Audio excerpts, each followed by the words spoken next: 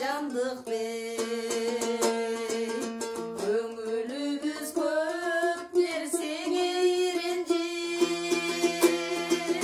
биз турмушка жөн жай карап калдык бей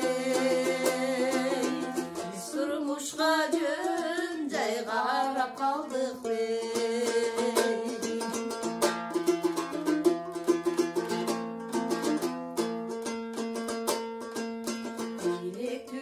Бар кезинде күчүбүз биздин милдет бала чака өстүрүш жакшы жашап ушул жалган дүйнөдө жарык бойдон өтсө болду